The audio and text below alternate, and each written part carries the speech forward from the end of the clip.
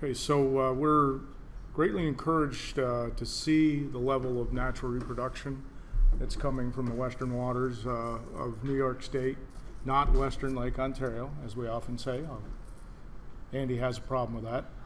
The Niagara River is not the western part of Lake Ontario. So anyway, greatly encouraged by those signs there. And it's also interesting, this goes way back in time, but if some of the Eastern Basin spawning sites for lake trout in New York waters were investigated in the 80s and early 90s when Chuck Kruger was a professor at Cornell University. One grad student was Ellen Marsden, who most of you know of. We're finally getting back and looking at those habitats again. We wanted to do that for a long time, and Brian Lantry's been spearheading that effort along with, who's cooperating in that, Brian?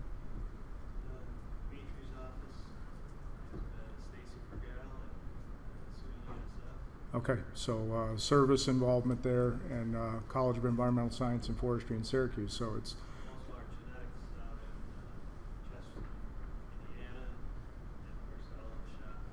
Yep. Yeah, that's interesting for Ellen to be able to come back just a few years after her initial visits. Champlain to contrast what's going on. So we'll hopefully have some interesting news to report on that research.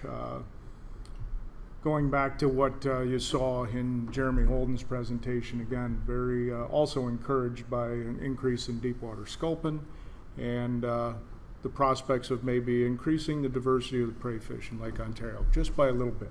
So this the next bullet is incredibly significant. May not seem so to you just reading it, but some of you are well aware of the efforts to get bloater eggs from Lake Michigan during January and February, FedEx those eggs to New York, drive them across the border, get them to Tunison Lab at USGS, and also then get them to the White Lake Fish Culture Station run by MNRF. And I confess again that I was one of the outspoken naysayers of the potential for developing captive broodstock for bloater. Didn't think it was possible. I'm grateful to tell you that I was dead wrong, and so I owe somebody a cup of coffee for that, I'm sure. But the folks at MNRF and also George Catola at Tunison, now retired, did an amazing piece of fish culture research, and we not only have just a great success with the bloater broodstock at White Lake, but for the first time we are now taking eggs across the border the opposite direction. And I'll tell you, that is much more onerous than it is taking them into Canada, as I have learned now dealing with Fish and Wildlife Service. And the eggs were going to a Fish and Wildlife Service lab, so that's kind of interesting that we had that much trouble. But anyway, successfully transferred those eggs on Thursday, and they are now at Tunison, Lamar, and Allegheny. And Jim, the eggs at Tunison, I assume, look good. I've heard at Lamar and Allegheny they're doing well. So amazing stuff there. We're going to develop captive broodstock at Allegheny and or Lamar, I believe. And we've also started some early discussions about trying to move the next phase here to get some kai in out years, and maybe try to develop captive kai broodstock as well to further enhance the reintroduction efforts on Lake Ontario. Can't say enough about the quality of sea lamprey control we're getting through Fishery Commission and their agents, Fisheries and Oceans Canada and the Fish and Wildlife Service. Just outstanding, as you've seen from the data presented today, and that's been consistent, highest level of control in the Great Lakes.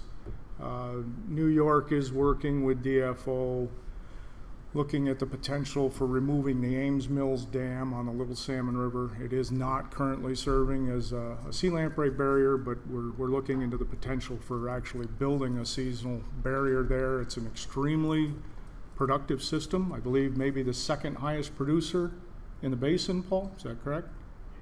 So we'll be looking to that. That would be a great project.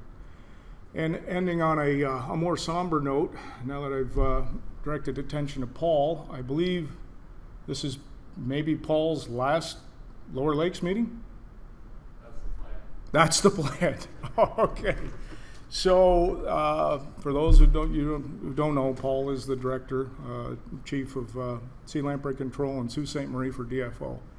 And our hats, as a lake committee and all the agencies involved, our hats are off to you, Paul. And we can't thank you enough for the level of collaboration we've had with you and the great success you've achieved with your crew. You have an amazing professional staff. We never cease to be amazed at not only how well they do their jobs, but the great enthusiasm and professionalism they bring to it. And I think that reflects largely on your leadership, and difficult pair of shoes to fill there. So I just want everyone to give Paul a round of applause for this.